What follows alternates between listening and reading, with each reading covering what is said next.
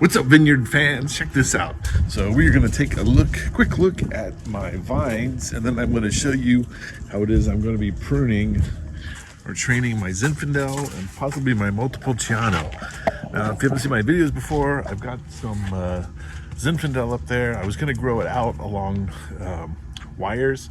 Decided not to do that because I didn't want the wires all in the way, partially because I've got dogs. And, you know, I've only got so much space and we'll be tripping over wires and stuff. So before I go show you how it is I'm going to do some training, let's check out some of my vines. These are my multiple Cianos.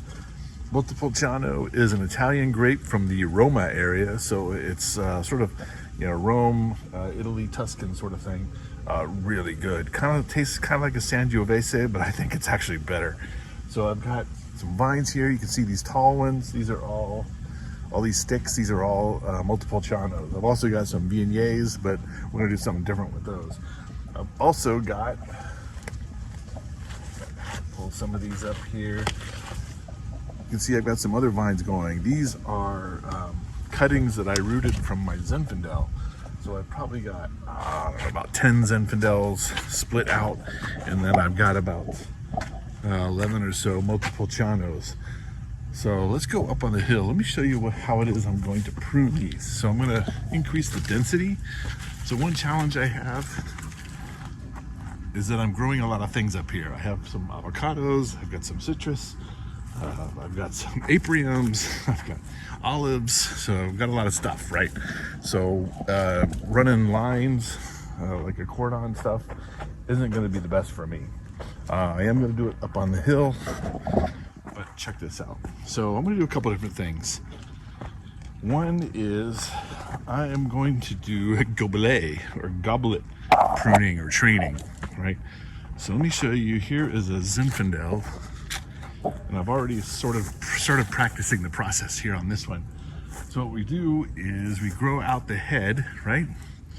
So we start to split the head into different spokes, right? So we sort of do a head training at the bottom. So what we want to do is grow out probably about 6 spokes in different directions.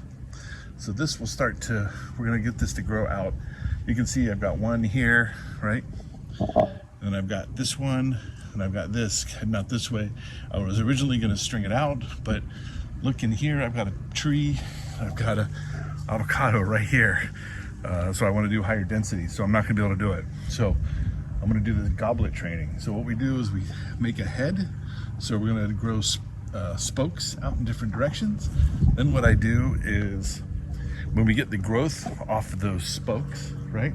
So here we've got a long cane, right? This thing is probably about 6, 7, 8 feet. It's a long one. So what you do is we take it and then we tie it up at one spot all at the top.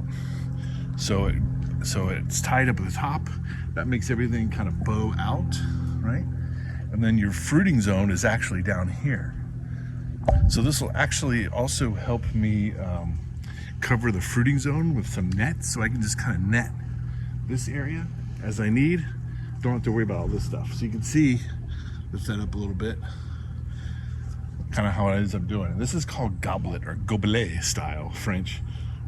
So it's goblets to make it look kind of looks like a goblet, right? Like a French, like a wine glass, right? They should call it burgundy glass training. Let me get around the olive tree here.